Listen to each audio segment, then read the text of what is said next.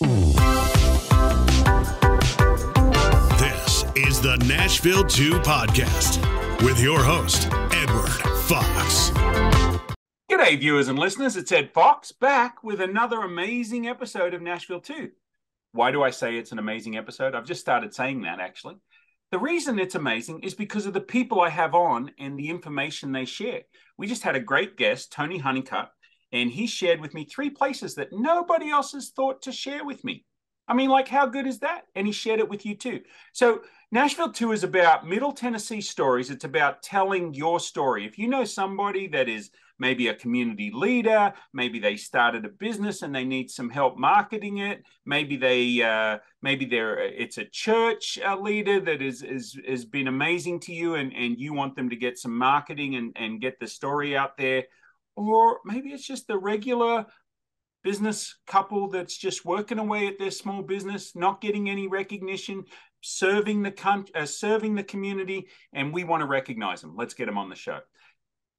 Today, my special guest is Tyler Erickson, and Tyler owns Elevated. Tyler, thanks for coming on the show. I'm so happy to be here, Ed. This is great. I appreciate that. Man, if you guys are if you're just listening to the podcast, you've got an amazing microphone, red and black, looks really good. I'm getting envious. I just got a junky little microphone with a fake microphone stand that I filled up quarters. Anyway, so yeah, we need to get his microphone. So Tyler, if you didn't have your goatee and stuff going on, I would think you're like 15. How long have you been a business owner? I have been a business owner for I think we just crossed over the 5-month mark. Okay. Yeah. So let's circle back to what I normally ask people. Are you from Middle Tennessee originally? So originally, no. I'm originally from St. Paul, Minnesota. Okay. I was born there, but we moved down here when I was about 3 to a little town called White Bluff. So, I mean, I'm a Nashville native, but not really a Nashville native, not technically speaking. Right. But I grew up around Nashville, and I fit in pretty well. Okay. Yeah. And how old are you now? 22.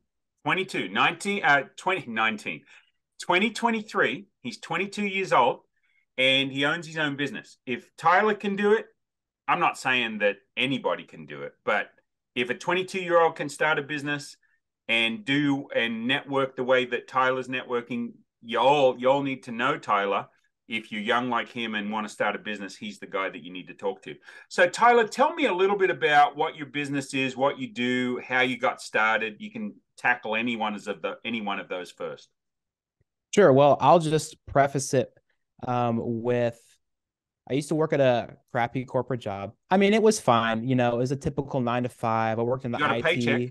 You got a paycheck. I got a paycheck every week. I had a company car. You know, it was nice. Things were comfortable. But I wanted something more, as most entrepreneurs do. Exactly. After a year and 3 months of doing that, I was like, okay, I can't. The biggest issue for me was just answering to somebody. I wanted to answer to myself. You know, I didn't give a crap about these projects or this printer or whatever. Like, I want to do what I want to do. I want to be my own boss. How do I do that? Start a business. Okay, started the business. Here we are. Yeah, it's been quite the journey over the past 5 months. I've learned a lot. I've grown a lot. I've probably aged 10 years in the past 5 months, just in the amount of people that I've networked with. Right. Have you learned who you really answer to now? Right. Yes. Isn't that interesting? We get into business because and there's a difference between business owners and entrepreneurs, right? An entrepreneur comes up with an idea and they start something. They build it from the ground up. They have a passion for it. They believe in it. A business owner, they might have come from a corporate job or retired or military or whatever, and they buy a business. It's not the same mindset as an entrepreneur. Most entrepreneurs are business owners. Not most business owners are entrepreneurs. So that's my own personal belief. They can fight me on it all day long, but I'm going to stick with it. So you have found, just like I have found, that the customer is really in charge. Correct. Right? The customer is in charge. And I know you guys are big believers in Donald Miller and the Story brand. 100%. 100%. Right. Okay, so you can pick it back up where you left off before I so rudely interrupted. So you've been doing business about 5 months. Tell us a little bit about what you've done and how has that morphed maybe in that 5 months? Sure. Yeah. So we've pivoted a lot. I mean, probably 37 times in the past 5 months. We originally started out doing social media marketing.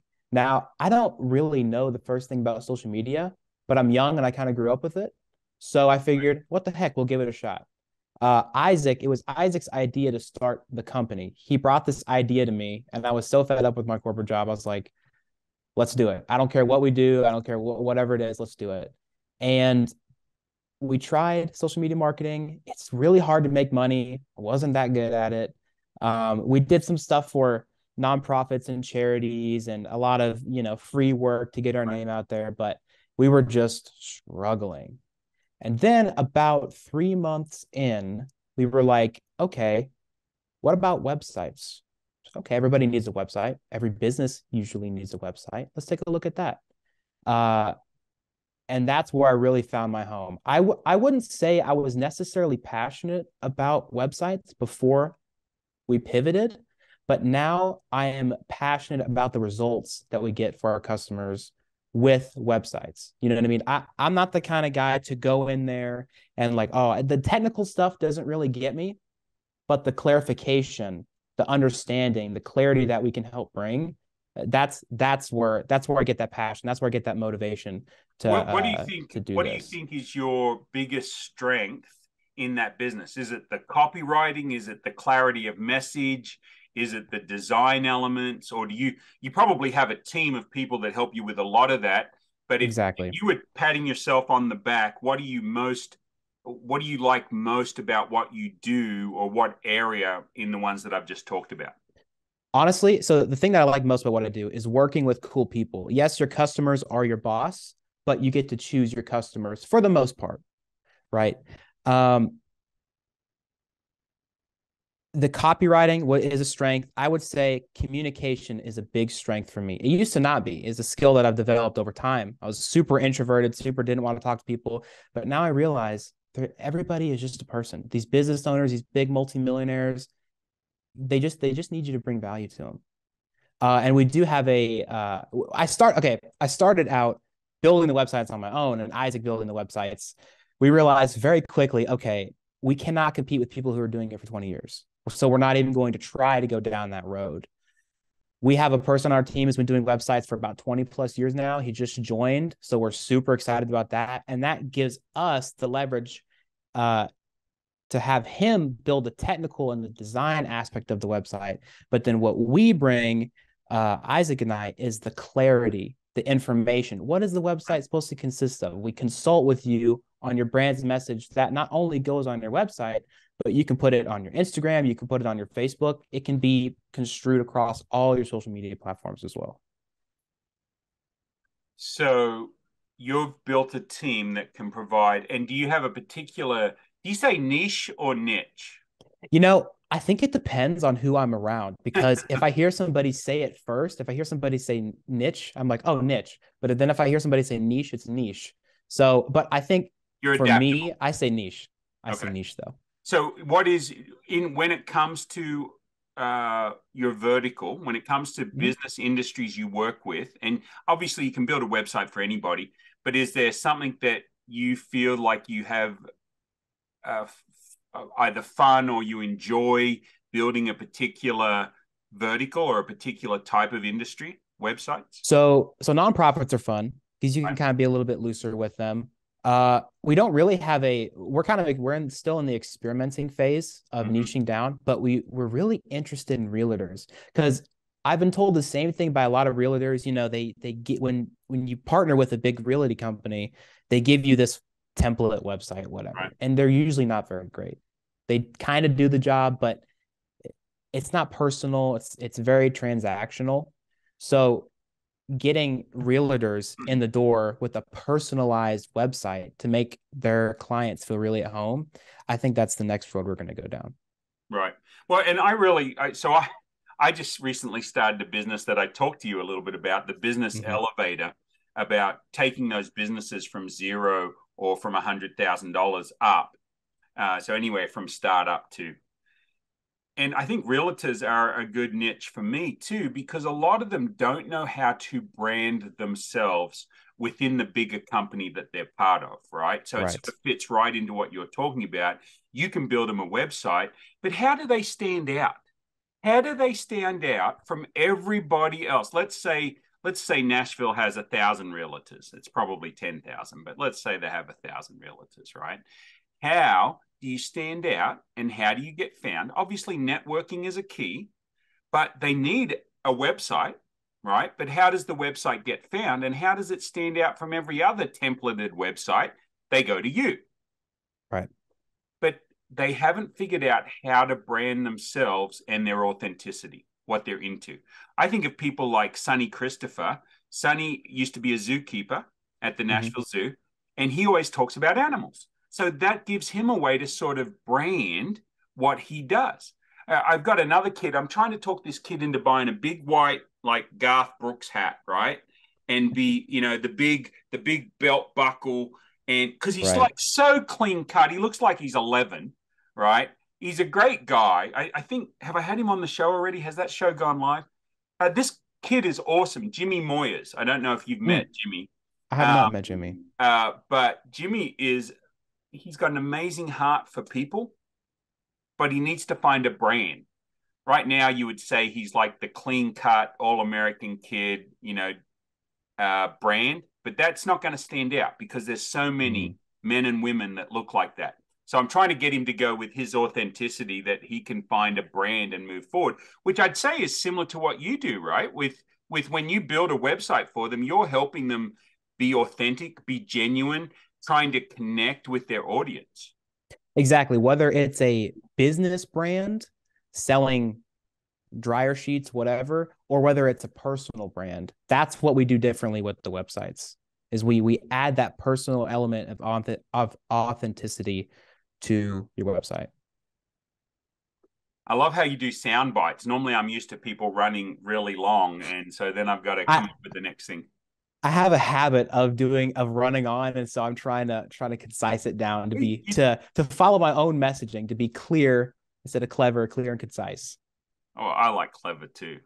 Have I told you I'm building a little Ed Fox doll that's going to be special Ed Fox dad jokes, and it's going to be an American flag.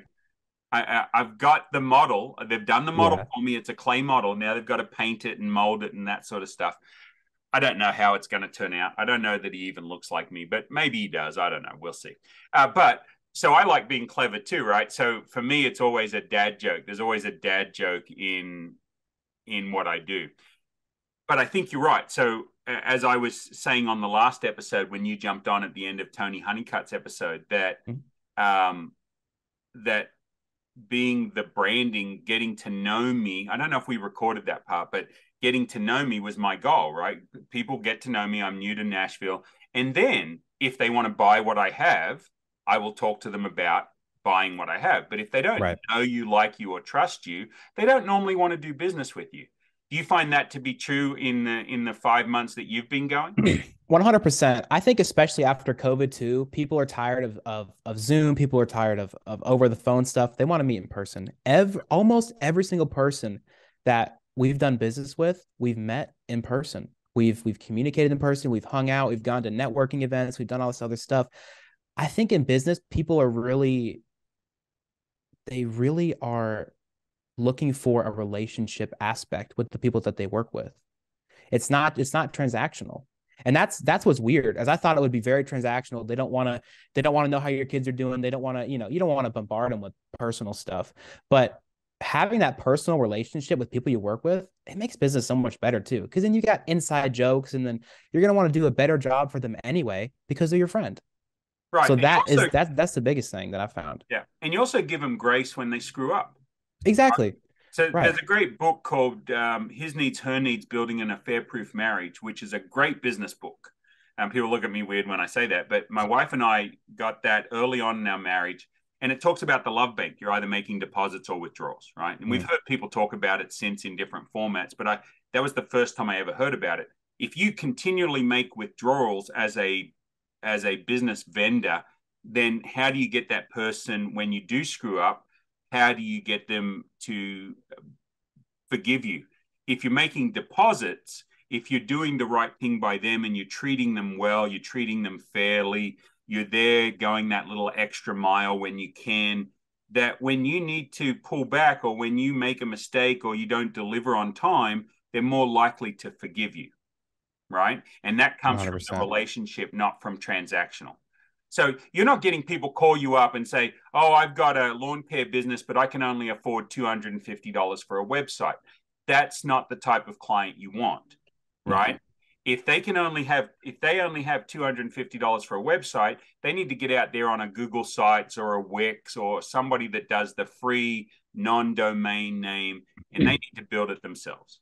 100%. And I can send them, if they are just lost, I'll hop on a call with them. I'll put them in the right direction. Of course. If I can help get them to the point, like you were saying earlier, you help businesses get to that 0 to 100K or to $1 million or whatever. If I can help them get to the point to where they understand what it is they need to do with their website, of course I'll do that. Right. And that's the difference. The fact is that you're willing to put in the time, effort, and energy and build that relationship. Because I get asked all the time, well, you do Zooms with people all over the world. Why? Never know who you're going to meet. Never know what you're going to learn. You never know. As long as it's, you make your main time. But when you have some ancillary time or some extra time and you can jump on a 30-minute Zoom call. I had a guy one time, he's like, oh no, it was a lady. And she said, I have a dress shop. I don't think I need to do a one-to-one. Like she didn't know what a one-to-one was, right? And she thought I was trying to sell something. All I wanted to do was see whether she would be a good fit for somebody else I knew that they might collaborate. So I love connecting people. It's like the video game for me of 2020 and beyond is I don't want to be sitting there playing a video game. I want to sit there and I want to play a game where I connect this person that needs this person over here and I can bring them together. And I think you've already been the benefactor of that sort of stuff of me 100%. Connecting. Yeah. And that to me is the new video game that I like to play. It's so much fun. I totally agree with you, Ed. Like going to different networking events and people are like, oh, you need to meet this person. You need to meet that person. And then once you meet them and then you realize each person, once you build that relationship, like you're talking about, and understand each person's strengths, I mean, the amount of referrals and back and forth and cross webbing that you can do between people, and then it just tight knits that community. Oh, it's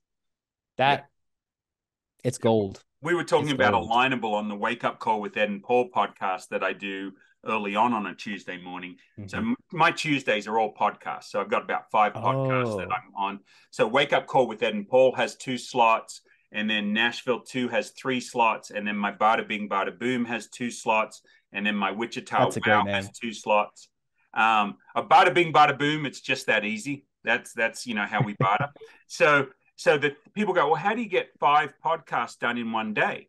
Well, sometimes people book, sometimes they don't, right? You don't know. Some like today I've had 5 back to back, and then I'm going to take an hour for lunch, and then I've got 2 more, and then I've got a break, and then I've got another 2. So you can get it done if it's something that you're committed to doing. But I love connecting people, and I love this idea of podcast as a medium that is coming into its own, either video or audio, to be able to help people. People can put that on their website too. They've all got something to share. They've all got skill sets. Yep. Video, we're consuming 80% of what we consume on Facebook these days or on social media is video. And you can help them with that, with their website, having that video, because what people are forgetting is the social media platform isn't yours. They don't own their profile on social media. The company does, right? So if they're on Facebook, guess who can shut them down? Facebook. If they're on Instagram, guess who can shut them down? Instagram. Right. So you need to have your website and you need to have your information there for when Facebook decides that somebody's hacked into your account and posted stuff that you shouldn't, and they take away your account, even though you did nothing wrong, it's gone. It's not coming back. Yeah. Right. YouTube. Oh, I've got all my videos on YouTube. Yeah, that's not going to cut it, I'm afraid, if YouTube shuts you off. Yeah, you need your information in different sections. You need backups of backups. Plus, you never know where someone's going to find that information, whether it's YouTube. Some people are more YouTubers. Some people are Facebook. Some people like Twitter. Some people like, spreading yourself across all these platforms as much as possible and sharing that information. That's Yep. key.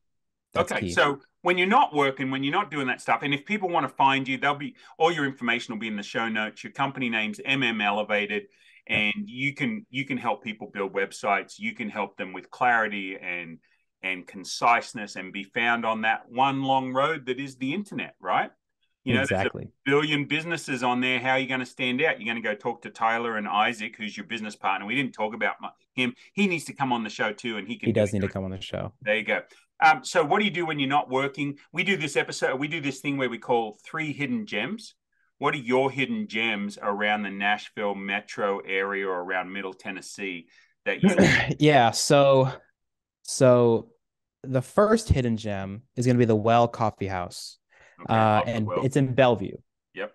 Um, and it's a chain coffee house, but I don't know what it is about the atmosphere. Maybe it's the coffee. Maybe they cast a spell over the building. I'm not really sure. Local But owner though, right?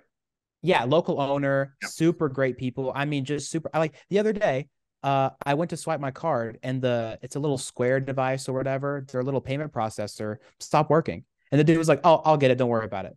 Like the guy behind the Wow. counter said, like I knew his name and I, make it a point to Right. to be known in there. But I mean, just super genuine people. The music is just loud enough to where it's not distracting, but there's no weird dead silence in there. Right. There's plenty of tables. There's little breakout rooms. The environment is a great place to work and to be creative. I have a ton of my BNI one-to-ones there, and every single one of them have been successful. And I think part of it is because it's at the Well. There you go. Okay. Yeah. So I agree with you. That's a great coffee shop. Go next.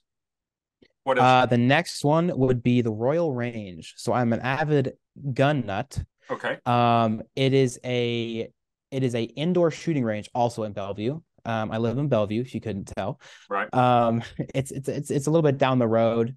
Yeah, But it looks like an old movie theater, right? It was an old movie theater. Okay. I think after the 2010 floods or whatever, I think that's when that movie theater got flooded, and then they bought it out and made a shooting range out of it. Wow. But they do more than just like the lane shootings. There's instructional classes, there's rifle courses, there's like tactical, cool police trainings, entering and clearing rooms and stuff. It's a great place to have a little bit of fun. The instructors will tell you everything you need to know. You can rent fully automatic weapons there. The instructor's there with you the whole time. Super clean, super nice people. And with them, do not be afraid to ask questions. If you know nothing about shooting guns, or maybe you're a little frightened, but you think you should learn how, definitely go there, because they will put you in the right direction. They will tell you exactly what it is you need to do. Without making you feel stupid either, because sometimes when you ask a question like, well, you should know what the safety on this handgun, they work That with was you. me. Nice people. Yeah, that was me when I started shooting. Growing up in Australia, of course, guns were banned, so when I started shooting over here, I didn't have a clue. Oh, this one jammed. I'm shooting a little Ruger Mark II 22, and as happens, with cheap ammo, it sometimes jams. I'm like, oh my God, it's going to explode. Right. And I'm like, I don't know what to do. And the guy comes in, cleans it out for me. So, okay. So just point it that way. It's like, what's the worst that can happen? The bullet flies that way. That's, and exactly. so I learned. So we'll have to have that conversation, because I didn't know that about you. Okay. So the Well and Royal Range, and the final one, save the best for last, is Nashville Cigar. So it is a cigar bar in Green Hills. Okay. And the cigar is a little more pricey, $2 to $3 more a cigar than what you would normally pay, especially for the higher end cigars. But it is, if you want a chill environment where nobody's going to bother you, and you can have meaningful, deep conversations with either people that you bring or people that are already in there, that is the place to go. I've met some famous singers in there. I've met some really cool people in the marketing world. I've met an Israeli special forces guy who used to be an air marshal and in the 70s, and told me stories about that. I mean, I've met musicians, and is this a monthly membership or just pay as you go? No, it's just a cigar bar. So you walk in, you can either bring your own liquor, and they'll give you like cups and stuff like that. They're super chill, or you can bring your own cigar, whatever. or you can purchase the stuff that they have there. They're not super picky, but the environment, again, is very chill, like the well. No one's really going to come up and bother you. People have a really good a sense of spatial awareness. People won't sit too close to you. They're not. It's never packed. And everybody there is just trying to chill. What'd you say? We need to go there. No, it's a great place. We should go there. I'm not a smoker, but I love the smell. So, you know, so I'll go there and inhale secondhand smoke, you know, and I know it's not good for you too, but still, if I did it once in a while, it wouldn't hurt. Hey, Tyler, thanks for being on the show. It's been eye-opening, and I've learned things about you I didn't know, and I only knew about one of your 3 hidden gems, so that is also cool. I've been getting some good hidden gems, as I talked about in Tony's show when you came on there at the end.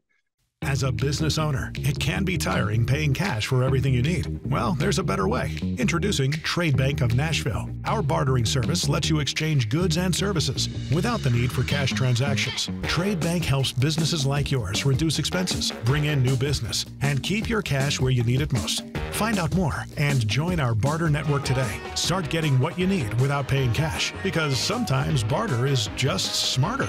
Apply today at nashville.tradebank.com.